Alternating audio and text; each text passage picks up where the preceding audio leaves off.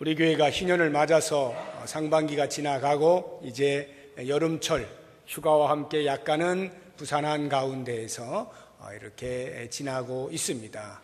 제가 처음에 희년을 말씀드릴 때 한문을 소개했죠. 복희자의 해년자입니다. 그래서 희년, 복스러운 해 또는 경사스러운 해라는 뜻을 가지고 있습니다. 그러나 저는 이 희자가 꼭 복희자가 아니어도 기쁠 희자를 써도 괜찮겠다 하는 생각을 해봅니다. 왜냐하면 우리가 경사스러운 날에 빼놓을 수 없는 것이 즐거움이잖아요. 웃음이잖아요. 기쁨이죠. 그러니까 경사스러운 해는 당연히 기쁨의 해라고 말을 할 수가 있는 거예요.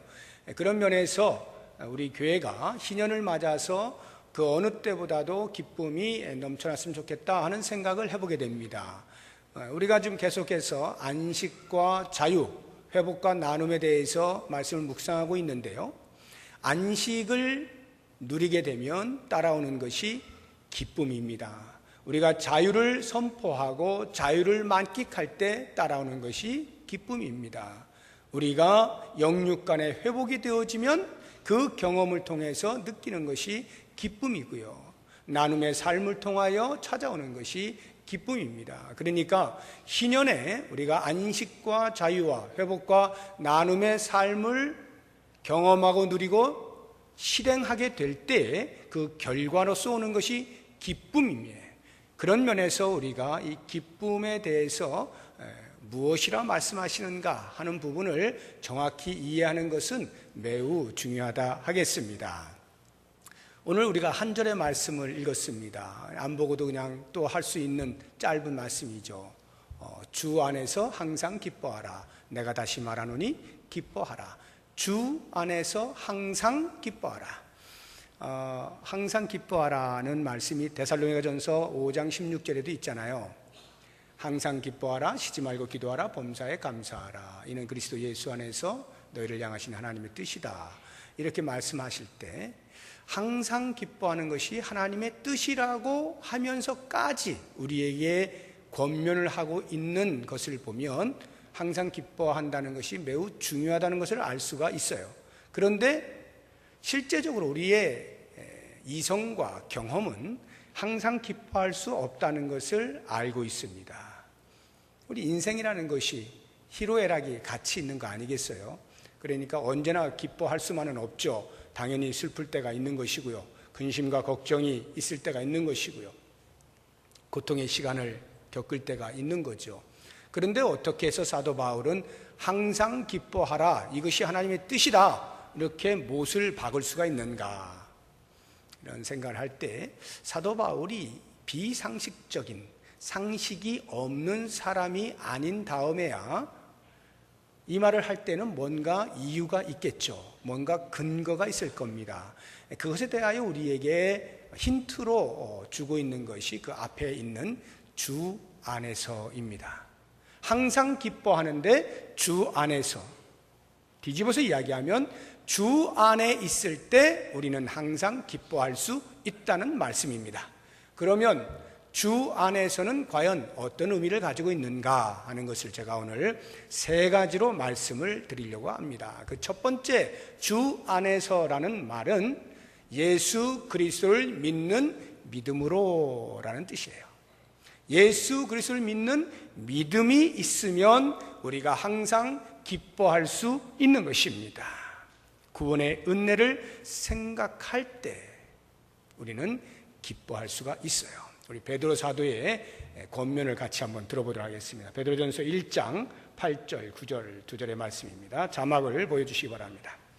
시작. 예수를 너희가 보지 못하였으나 사랑하는도다. 이제도 보지 못하나 믿고 말할 수 없는 영광스러운 즐거움으로 기뻐하니 믿음의 결국 곧 영혼의 구원을 받음이라. 혹시 예수님 보신 분 계십니까? 물론 또 믿음이 좋으신 분들은 꿈에서 보셨다고도 이렇게 하시긴 합니다. 제가 그것을 부정하거나 거짓말 마세요 이렇게는 안 합니다만은 우리의 눈으로 예수님을 뵐 수는 없어요. 베드로는 직접 함께 지냈던 사람이죠. 그런데 베드로가 이 말씀을 하던 당시에 편지를 받은 수신자들은 예수님이 이미 승천하시고 난 다음에 한참 시간이 흘렀기 때문에 예수님을 못 본 사람들이 많이 있었습니다. 예수님 이후 세대들에게 베드로가 이야기하는 거예요.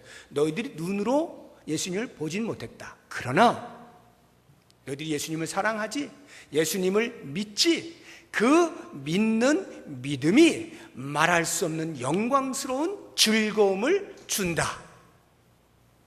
왜냐하면 믿음의 결국 곧 구원을 얻기 때문이다.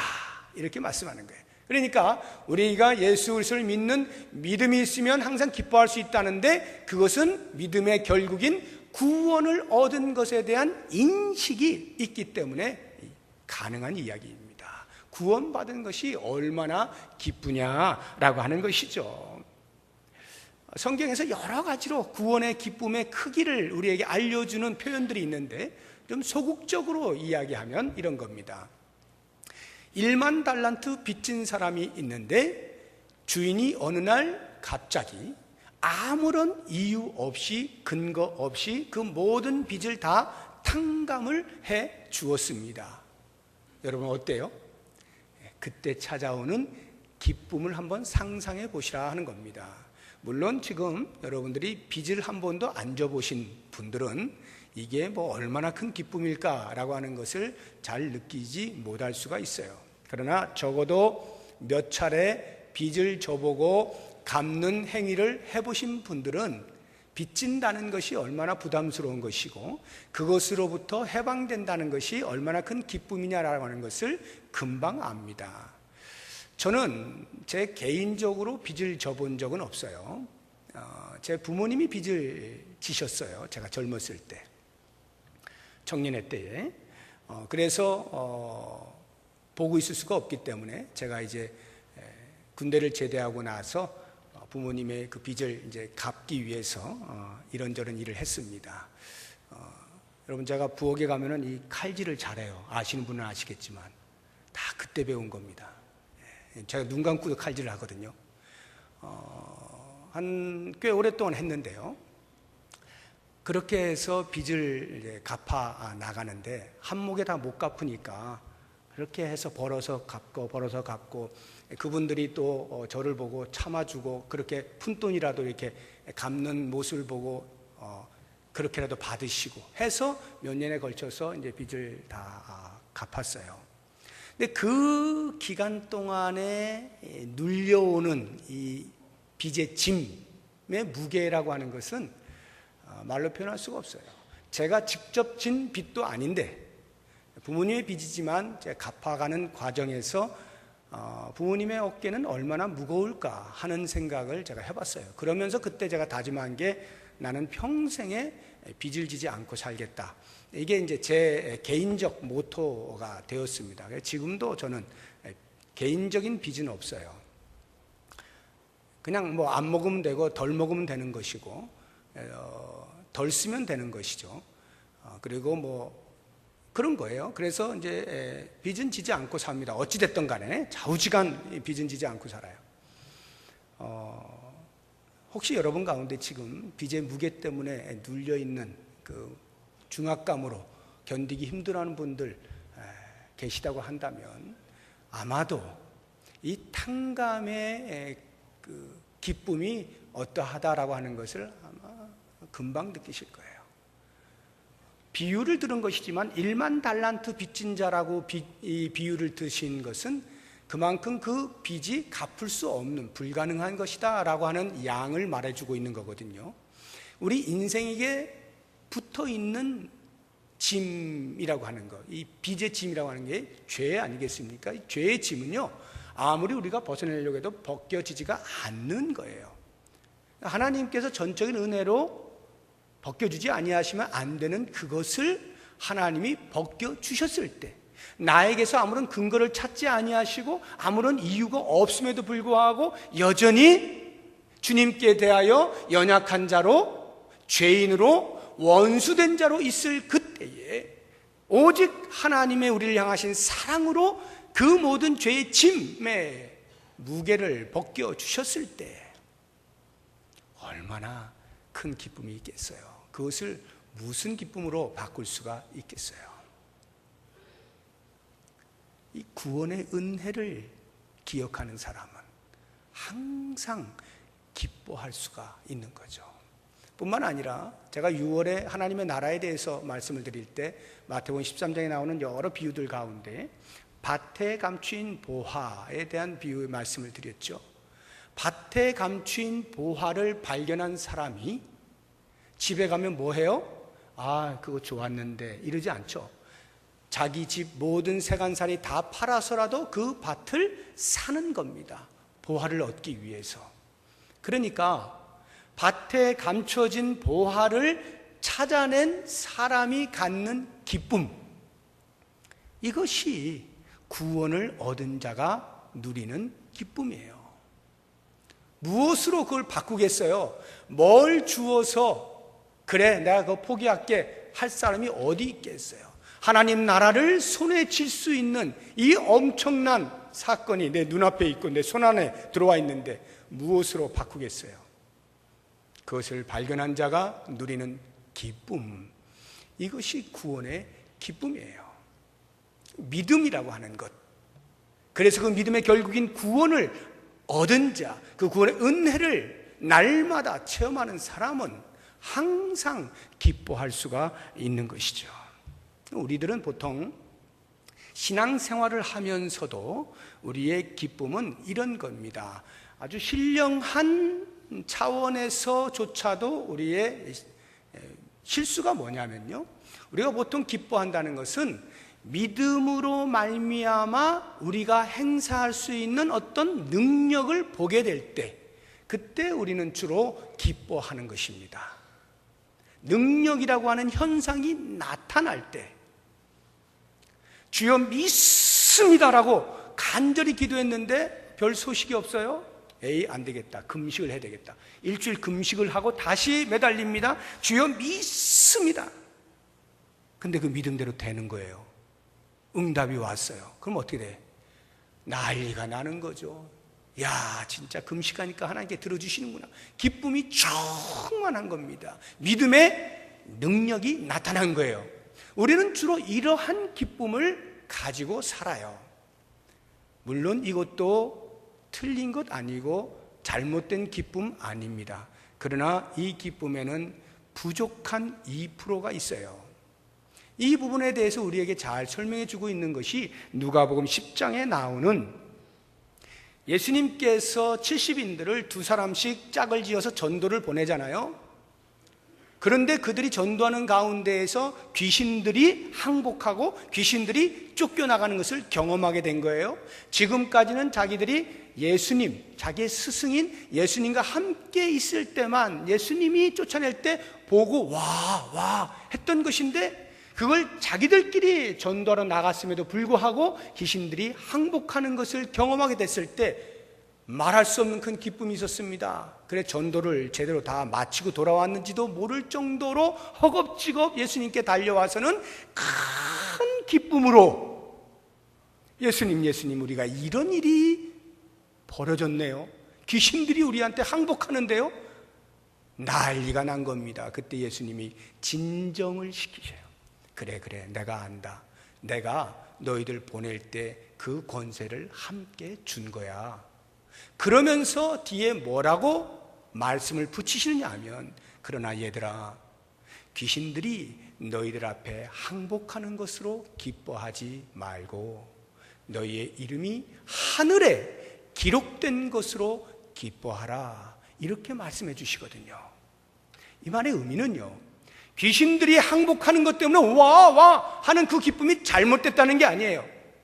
예수님의 말씀은 그것만으로 기뻐하면 그 기쁨은 오래가지 못한다 이야기하는 거예요.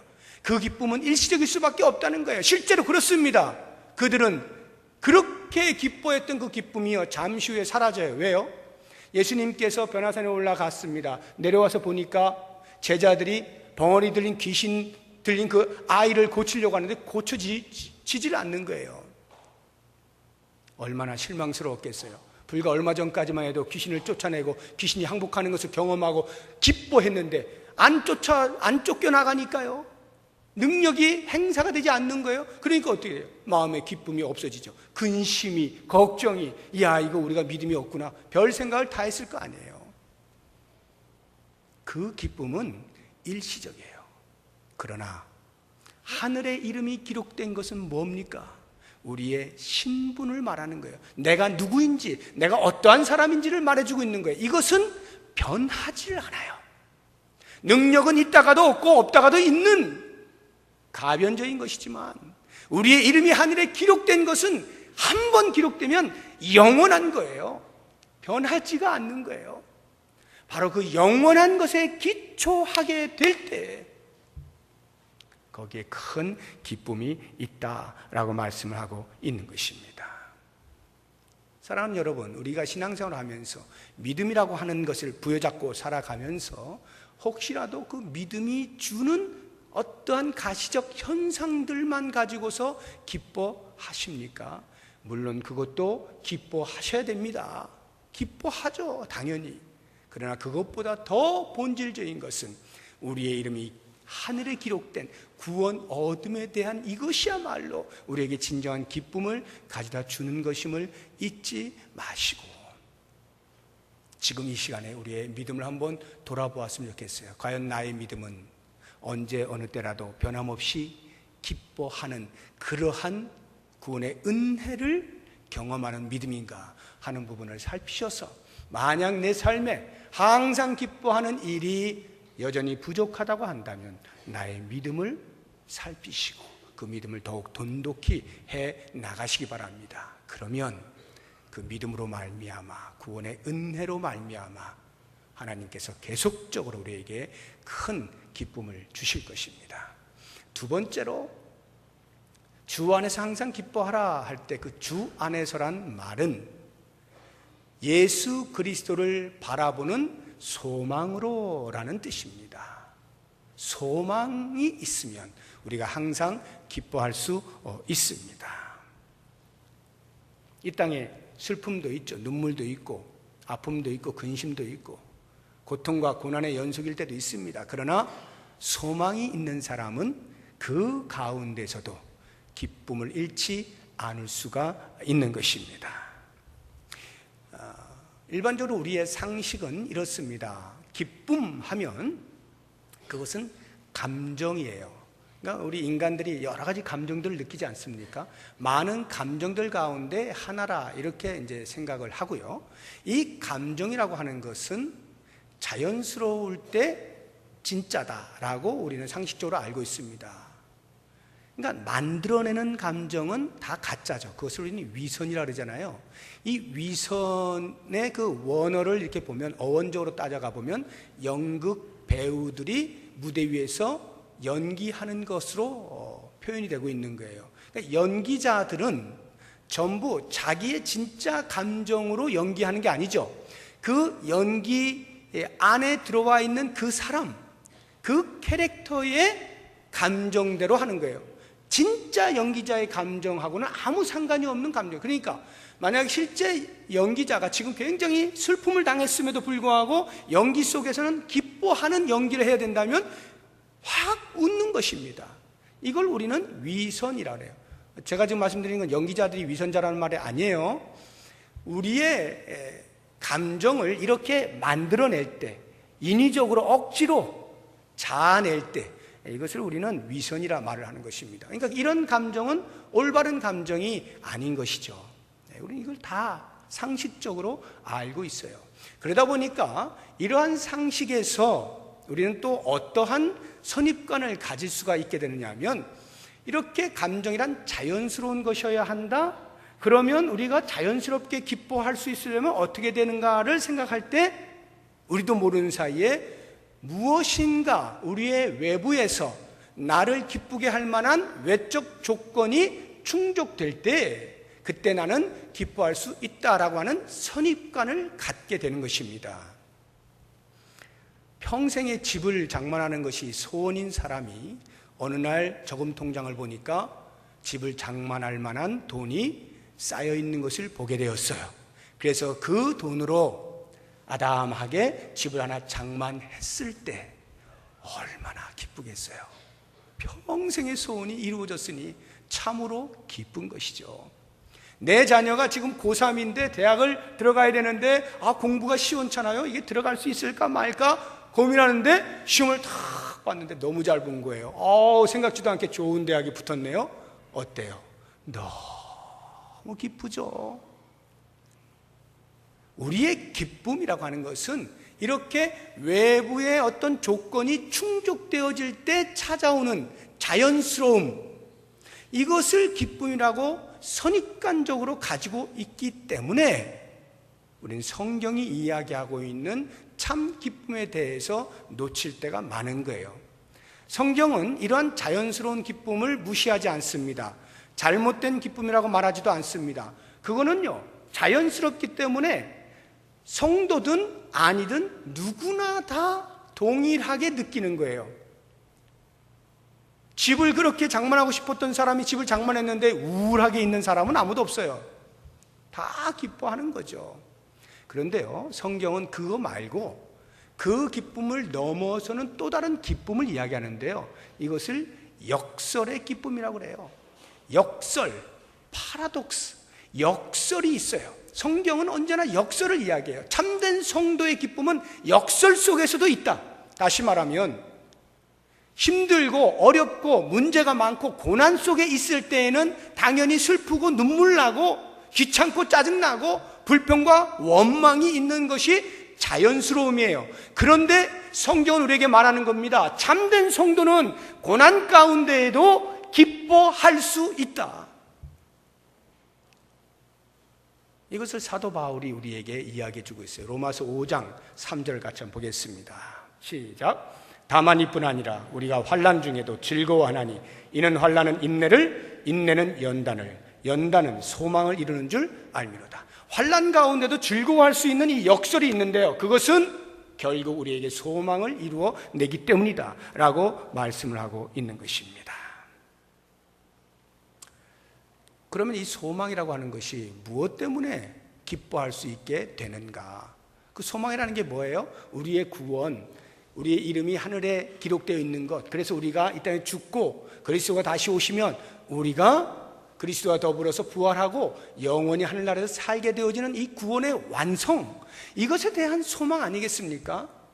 그런데 그 구원의 완성이 얼마나 영광스러운가를 소망으로 바라보게 되니까 지금 잠깐 받는 이 고난을 넉넉히 견뎌낼 수 있고 기쁨으로 나아갈 수가 있게 되더라 이 말이에요. 로마서 8장 18절을 또 한번 보겠습니다.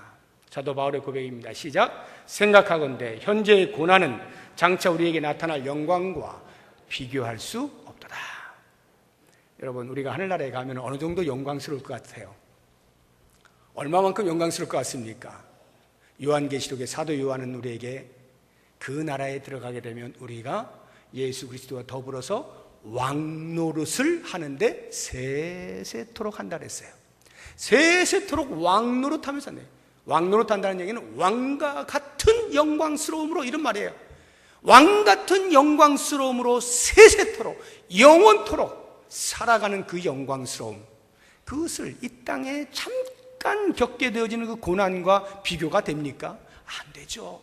그러니까 소망이 있는 사람은, 그 영광스러움을 볼 줄 아는 사람은 현재의 고난 가운데도 기쁨을 잃지 않을 수가 있어요. 이게 역설의 기쁨이에요. 이 역설의 기쁨을 참된 성도가 누릴 수가 있게 되는 거예요.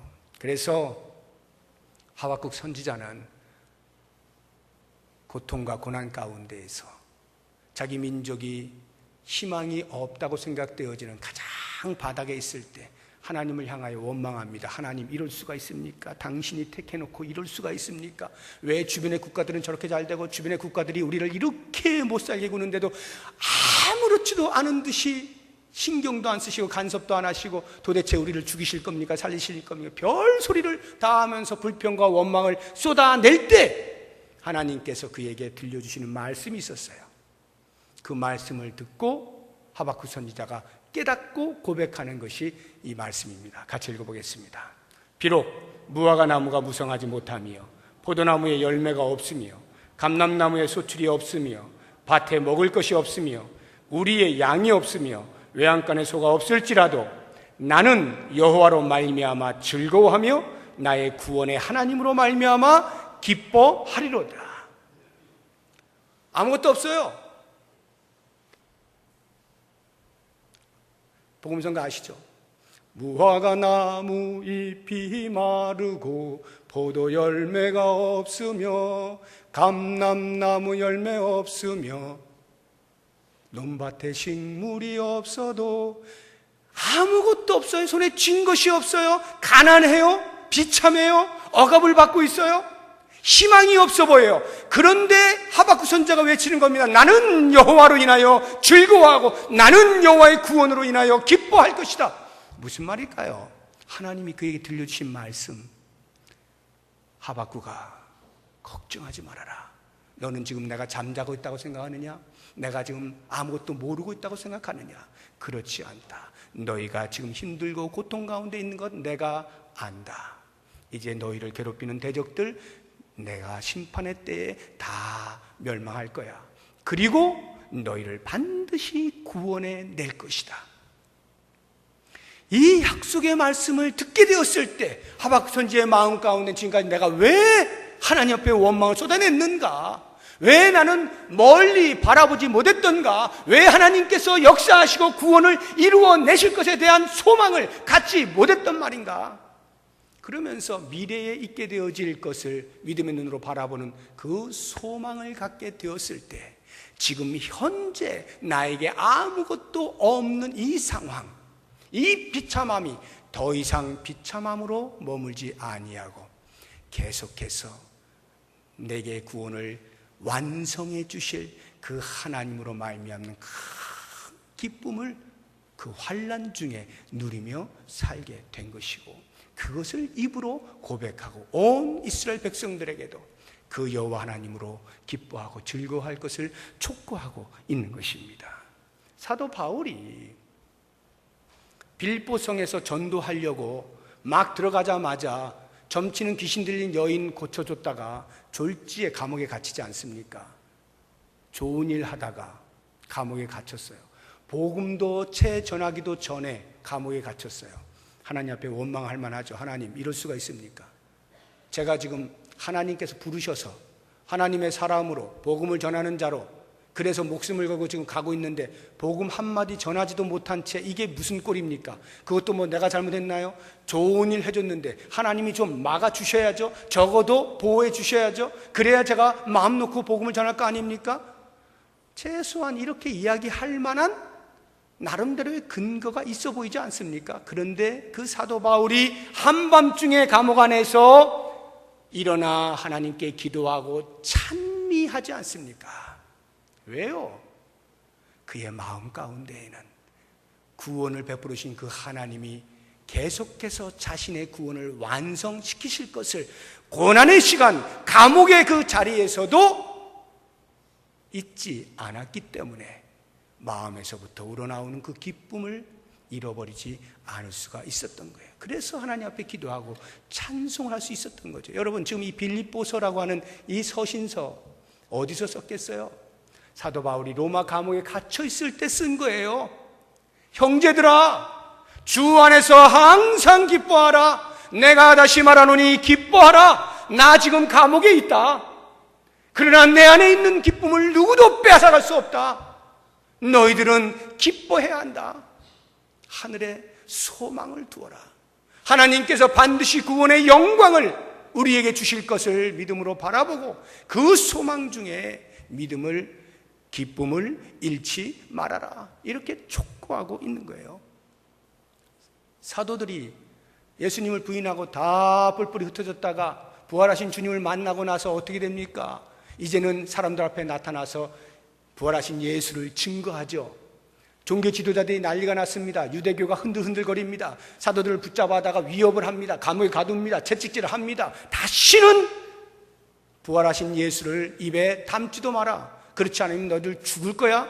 위협을 하는데도 불구하고 그들이 어떻게 해요? 그리스도의 이름으로 인하여 고난당함을, 능욕당함을 합당한 자로 여기신 그 주님 앞에 감사하고 기뻐하며 공회 앞을 떠나더라. 이게 역설이에요. 예수를 믿는 그 믿음 때문에, 예수의 이름 때문에 고난을 당하는데 그들은 생각하기를 내가 이렇게 고난당하는 것은 내가 제대로 예수를 믿고 있다는 증거다. 하나님께서 나를 신실한 자로 여기셔서 그 능욕당함을 감당할 수 있도록 하고 그 능욕당함에 합당한 자로 불러주셨구나. 이야, 이렇게 고마울 때가 있나? 오히려 역설의 기쁨을 누리면서 그 고난의 한가운데를 통과하고 나아가고 있는 모습입니다. 사랑하는 여러분, 이 땅에 힘든 일이 있습니까? 어려운 일이 있습니까? 고난 중에 눈물을 흘리는 일이 있습니까? 잊지 마십시오. 하늘나라에 대한 소망이 선명한 사람은 그 어떤 고난도 내 안에 있는 기쁨을 빼앗아갈 수 없다는 사실을 압니다. 모쪼록 원하기는 우리 모든 성도님들 종말의 신앙을 온전하게 견지하시고 하늘의 소망을 뚜렷하게 가슴 깊이 새기셔서 어떠한 경우에도 주님 주시는 큰 기쁨을 잃지 아니하고 마음껏 누리실 수 있기를 주의 이름으로 축복합니다. 이제 마지막 한 가지입니다. 주 안에서 항상 기뻐하라. 그 주 안에서란 말은 주님을 사랑함으로 라는 뜻이에요. 주님을 사랑함으로 항상 기뻐할 수 있는 것입니다. 주님을 사랑한다는 것은요, 주님이 나를 사랑한 것에 근거해서 가능한 이야기입니다. 그렇죠? 우리 이 자리에 앉아있는 분들, 나 예수님을 사랑합니다 라고 말할 때 예수님이 먼저 나를 사랑하신 그 사랑을 알지 못하는 사람이 예수님을 사랑한다 말할 수 있습니까? 아무도 그렇게 할 수 있는 사람 없어요. 예수님이 먼저 우리를 사랑할 때, 그 사랑을 느꼈을 때 비로소 내가 주님을 사랑한다라고 이야기할 수가 있게 되는 것입니다. 그렇게 주님을 사랑하게 되면, 주님이 나를 사랑하고 내가 주님을 사랑하면 이것이 곧 교제요 연합입니다. 주님과의 교제, 주님과의 연합이 일어나게 될 때 참된 기쁨이 항상 있을 수가 있는 거예요. 1967년도에 노래가 나왔는데요, 봉봉사중창단이 부른 노래가 있습니다. 이것으로 봉봉사중창단이 히트를 쳤죠. 사랑을 하면은 예뻐져요. 아무리 못생긴 아가씨도 사랑을 하면은 예뻐져요. 아십니까?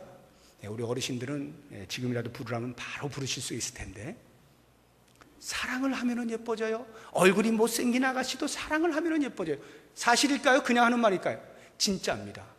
진짜 사랑하면 예뻐지죠. 사랑하면 웃음이 활짝, 사랑하면 기쁨이 넘쳐요. 그러니까 얼굴이 쭈그러들 일이 없어요. 확 펴지는 거예요. 예뻐져 보일 수밖에 없는 거예요. 아무리 못생겨 보여도요, 사랑하는 사람은 얼굴이 빛이 나요. 기쁨이 있기 때문에 그래요. 사랑 안에는 반드시 기쁨이 있어요. 하나님이 우리를 사랑하시고 우리가 하나님을 사랑하고, 예수님이 우리를 사랑하시고 우리가 예수님을 사랑하면 그 사랑의 교제 가운데는 반드시 기쁨이 있게 마련인 것입니다. 그래서 이 사랑을 우리가 느끼기 위해서 많은 일들을 이렇게 해야 되겠죠. 제가 요즘 등산을 다니는데요, 월요일마다 등산을 다녀요. 제가 이제 허리도 별로 안 좋고 무릎도 별로 안 좋고 그래서 등산을 하지 말라는 판정을 받았습니다만 오히려 더 근육을 키워서 극복하리라, 제 나름대로 이런 의지를 가지고 이제 등산을 하는데요, 처음에는요 제가 등산하면서 와, 너무 좋다, 맑은 공기 마시니까 그게 너무 좋았어요. 근데 요즘은요 약간 이제 달라졌습니다.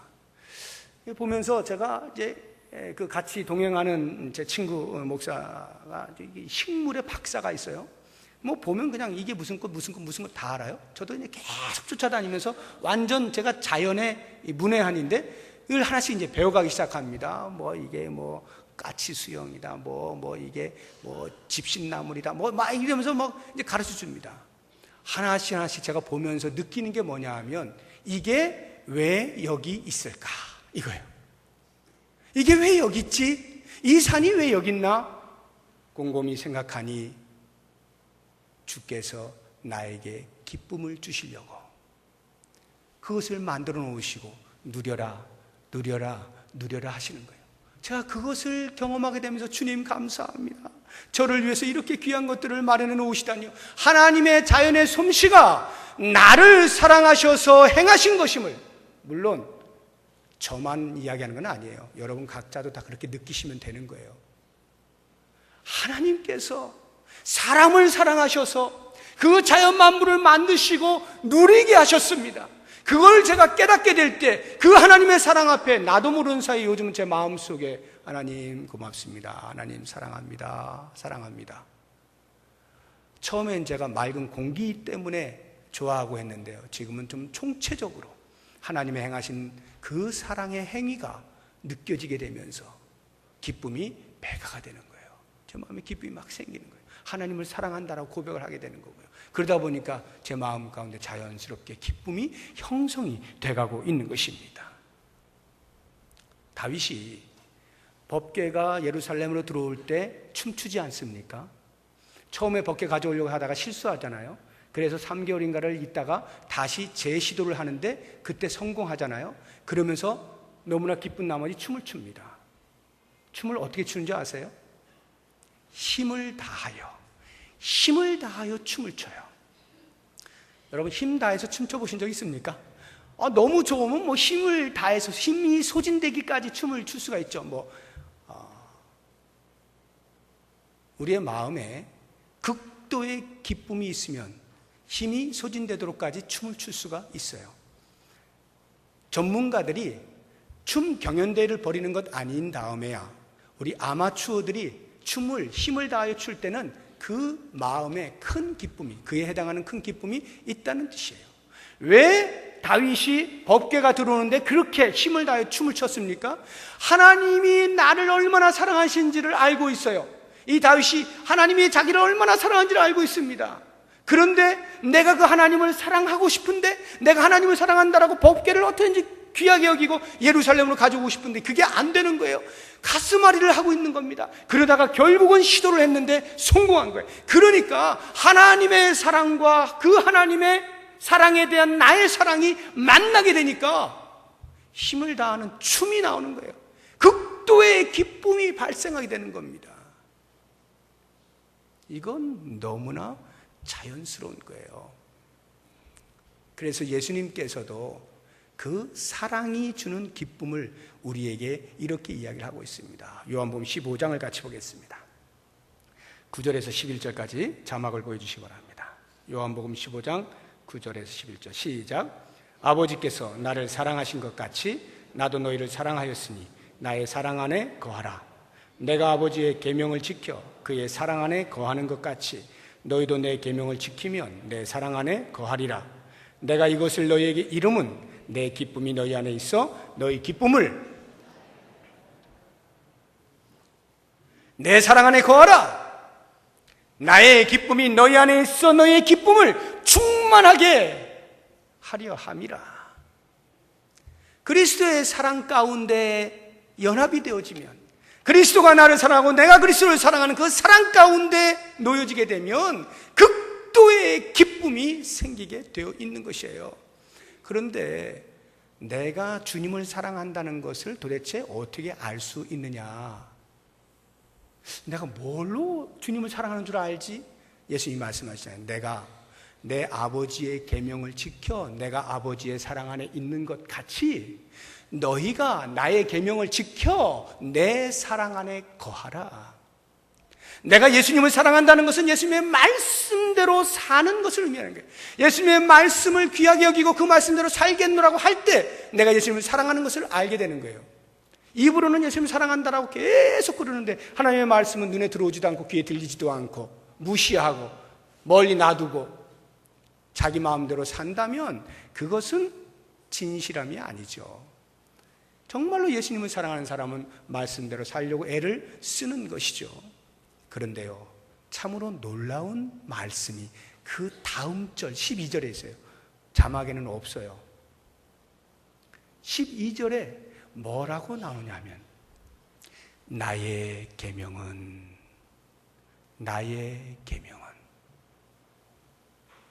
너희가 나를 사랑하는 것처럼 서로 사랑하는 이것이니라. 이렇게 말씀해요. 나의 계명은 너희가 나를 사랑하는 것처럼 너희 형제끼리 서로 사랑하는 것이다. 다시 말하면 이 하나님의 말씀, 계명, 예수님께서 계명대로 지키면 당신을 사랑하는 것이라고 했는데 그 계명을 요약하면 뭐냐? 예수님을 사랑하는 것과 형제를 사랑하는 것이에요. 이것이 계명이라는 거예요. 모든 계명의 요약이에요. 그래서 요한일서에 보면 사도 요한이 그렇게 말을 하는 거예요. 눈에 보이는 형제를 미워하면서 눈에 보이지 아니하는 하나님을 사랑한다? 거짓말이다. 너희가 눈에 보이지 아니하는 하나님을 사랑한다면 보이는 형제를 사랑해야 할 것이다. 형제를 사랑하는 것으로 하나님을 사랑하는 것을 증명해내라. 이렇게 이야기하거든요. 실제로 그렇습니다. 우리가 주님을 사랑한다라고 하는 것에 대한 증명은 우리의 형제, 자매를 사랑하는 것에 있어요. 그러니까 진정한 기쁨을 누리기를 원하십니까? 항상 기뻐하기를 원하십니까? 형제 안에 사랑을 하십시오. 우리 가족들을 보면요, 각 가정마다 한번 자기 가정을 돌아보시면 웃음이 많은 가정은요, 반드시 가족원들이 서로 사랑을 하고 있어요. 그런데 그 사랑이 별로 없는 가족들이 있어요. 형제, 자매, 부모, 자식임에도 불구하고 별로 사랑이 오고 가지 않는, 교감되지 않는 그런 가족에는요, 웃음이 거의 없어요. 그냥 사는 거지 웃음이 별로 없습니다. 근데 기쁨이 있고 즐거움이 있고 활짝활짝 웃는 일이 있는 가정은요, 그 가족 구성원들이 서로 사랑을 하면 그런 웃음이 생겨요. 교회 공동체 똑같습니다. 우리가 그리스도를 사랑한다라고 모인 사람들입니다. 모두가 그리스도를 사랑하는 것을 고백하며 모인 사람들이에요. 그런데 눈에 보이는 내 형제, 자매를 만약에 내가 사랑하지 아니하면, 미워하면 내가 그리스도를 사랑한다함이 거짓말이요. 내가 형제, 자매를 사랑하지 못하면 그 안에는 기쁨이 없어요. 교회에 가는 곳마다 웃음이 까르르 있는 교회를 보면 구성원들이 서로 사랑을 많이 하는 교회예요. 웃는 일이 없어요. 일만 해요. 지쳤어요. 피곤해요. 인상 쓰고 있어요. 봐도 인사도 별로 없어요. 그냥 이렇게 그냥 지나가고 말아요. 그런 교회는 서로 사랑하지 않는 것이 100%입니다. 그러므로 사랑하는 성도 여러분, 우리가 주 안에서 항상 기뻐하는 것이 성도의 마땅한 바며 하나님의 원하시는 바고 우리의 특권이라고 할 때, 특별히 희년을 맞이한 우리 부평 동북교회가 하나님께서 그토록 우리에게 바울의 입을 통하여서 항상 기뻐하라고 말씀을 하실 때 우리는 이것을 소홀히 들어서는 안 됩니다. 이 희년의 때에 이 기쁨을 회복하시죠. 이 희년의 때에 기쁨을 다시 한번 찾아내시죠. 그리스도를 믿는 온전한 믿음으로, 하늘에 대한 선명한 소망으로, 그리고 위로 하나님을 사랑하고 옆으로 내 형제자매를 사랑하는 그 사랑의 풍성함으로 우리의 삶 속에서 어떠한 경우에든지 항상 기뻐하며 살아갈 수 있는 축복이 있기를 주의 이름으로 축복합니다. 기도하겠습니다. 하나님, 그렇게 살겠습니다. 믿음을 단단히 갖겠습니다. 하늘의 소망을 잃지 않겠습니다. 주님을 사랑하고 형제와 자매를 사랑하며 우리 안에 부어주시는 기쁨의 충만을 누리겠습니다. 특별히 희년의 때에 우리 교회가 기쁨으로 가득한 교회가 되어서 만천하의 하나님의 살아계심을 알리며 하나님이 지배하시고 다스리시는 공동체임을 드러내며 우리의 삶 가운데 그 무엇으로도 바꿀 수 없는 큰 기쁨 가운데 거할 수 있는 복을 허락하여 주시옵소서. 예수님의 이름으로 기도드립니다. 아멘.